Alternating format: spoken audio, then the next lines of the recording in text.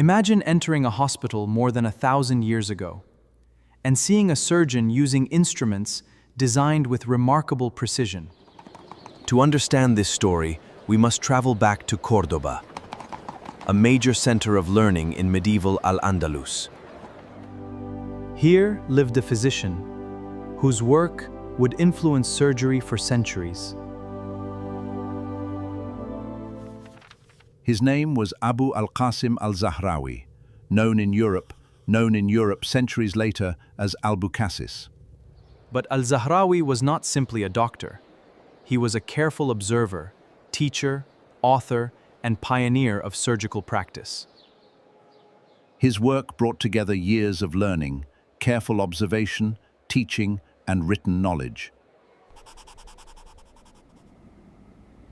His greatest contribution was a vast medical encyclopedia called Al-Tasrif. The work covered many areas of medicine, and its final section became especially famous for its detailed discussion of surgery. How do we know this? Because his own medical encyclopedia survived and was studied long after his lifetime.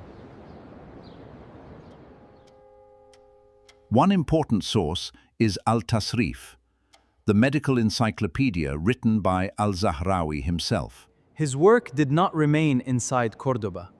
Over time, his medical knowledge traveled far beyond the Islamic world.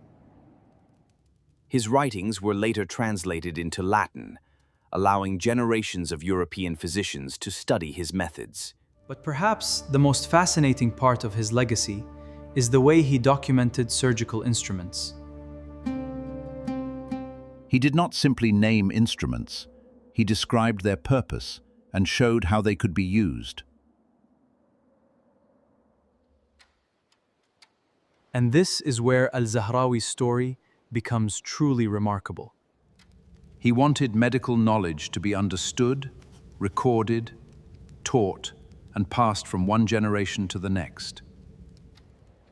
And there was something else that made his work different: precision. Instead of relying only on tradition, his writings emphasized observation, practical experience, and careful description. But what exactly did this physician teach the world about surgery? To answer that, we need to open his book, examine his instruments, and follow the knowledge he left behind. Al-Zahrawi's greatest legacy was not only what he knew, but how carefully he recorded what he had learned. His great medical encyclopedia, Al-Tasrif, preserved knowledge that could be studied by physicians long after his lifetime. The work covered many areas of medicine, while its detailed section on surgery became especially important. Al-Zahrawi carefully described instruments and explained how they were intended to be used. Al-Zahrawi did more than practice medicine. He carefully recorded knowledge so that it could be studied and passed into future generations. His writing was detailed and practical. He described instruments, their purposes, and the knowledge behind their use. Instead of allowing useful knowledge to disappear, he placed it on the page for others to study. And this became one of the most important parts of Al-Zahrawi's legacy. His knowledge could now travel beyond his own lifetime. But Al-Zahrawi's story did not end in Córdoba. His writings would eventually travel far beyond Al-Andalus. Centuries later, translations helped introduce his medical writings to readers outside the Islamic world. Al-Zahrawi's influence continued long after his own lifetime. His writings became a bridge through which medical knowledge could reach new generations. What makes his work especially fascinating is the attention he gave to practical details. He carefully documented the tools used in medical practice. For Al-Zahrawi, knowledge was not meant to remain hidden. It had to be studied, recorded, and taught. His approach teaches us an important lesson.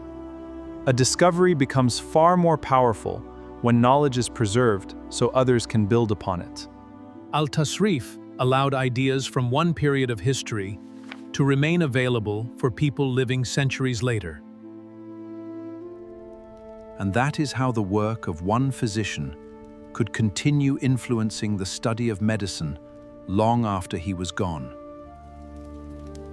Al-Zahrawi's work becomes even more fascinating when we look closely at the instruments he documented. He did not simply record names. His descriptions connected the design of an instrument with its intended purpose. By carefully observing tools and recording their uses, he turned practical experience into knowledge that could be shared. The combination of written explanations and illustrations made his work especially useful. It was great for people who came after him.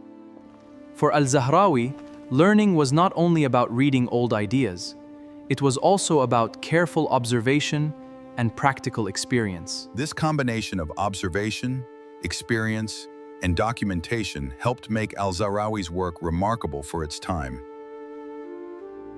Al-Tasrif eventually became one of the most important medical vertical works associated with medieval Al-Andalus.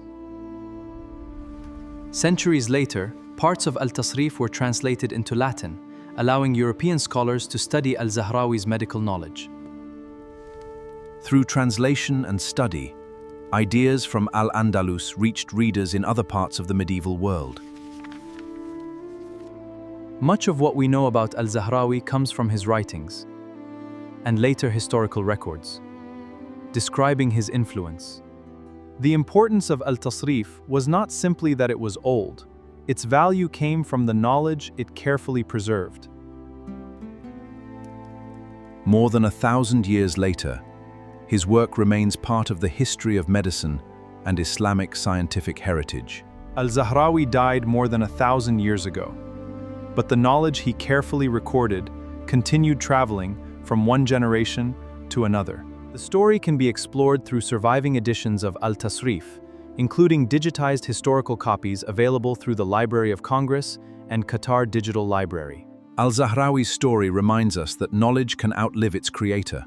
What one scholar carefully recorded in Al-Andalus became part of a much larger history of medicine.